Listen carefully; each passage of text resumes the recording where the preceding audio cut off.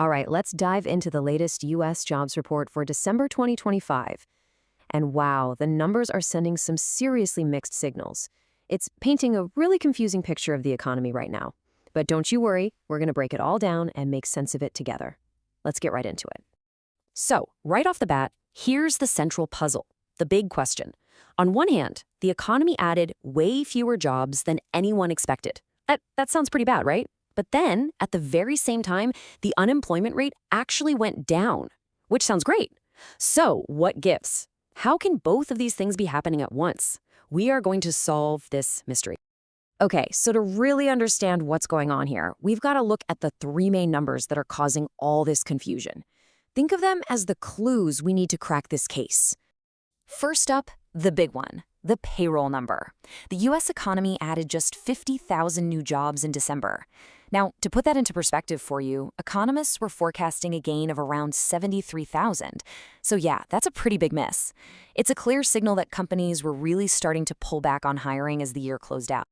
And this is where it gets interesting. Here's the twist. Even with that really weak hiring number, the unemployment rate actually fell to 4.4%. Forecasters thought it would be higher, maybe 4.5%. So this means fewer people are officially unemployed. That's a surprisingly good sign, especially when you see how slow job creation was. Okay, our third and final piece of the puzzle, wages. What's happening with our paychecks? Well, average hourly earnings grew by 3.8% over the last year. That's a little bit more than the 3.6% people were expecting. Now, this number is absolutely crucial. On the one hand, hey, bigger paychecks for people who have jobs, that's great. But on the other hand, it's a number that the Federal Reserve is watching like a hawk because it could be a sign of inflation heating up. So when you see all three of these numbers side by side like this, the contradiction just jumps right out at you. On the left, you've got what everyone thought was going to happen. And on the right, well, that's the reality. Weaker job growth than expected, but a better unemployment rate and hotter wage growth. It's a real head-scratcher, isn't it? So what are the experts making of all this? Well, Art Hogan, who's a chief market strategist over at B. Riley Wealth, he calls it a mixed bag, which sounds about right.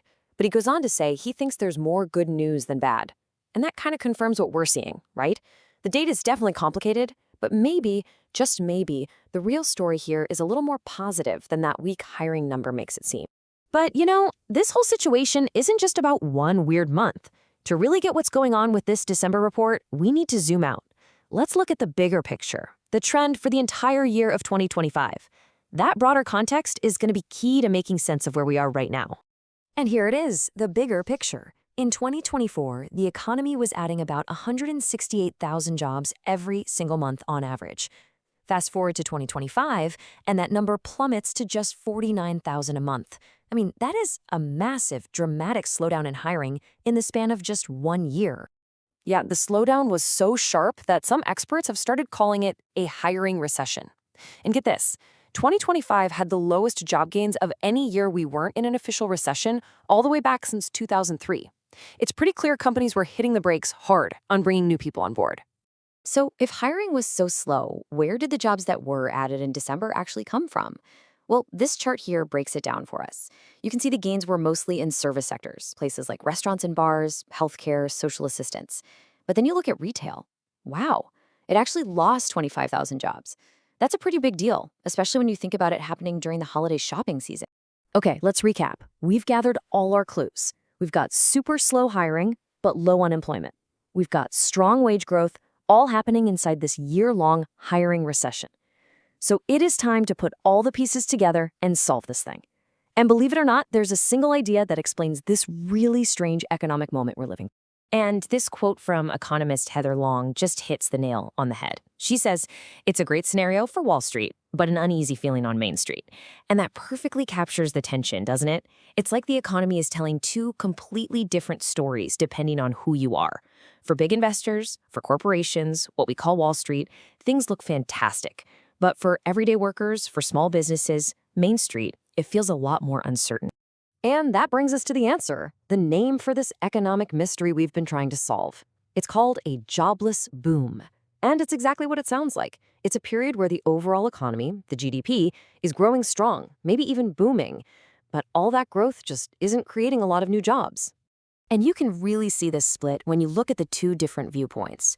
From the Wall Street perspective, everything's rosy. You've got strong GDP growth, something like 5.4%, and people were spending like crazy over the holidays.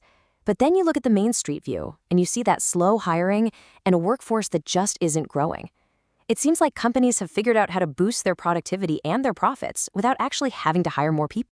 So, why does any of this matter? What's the big deal?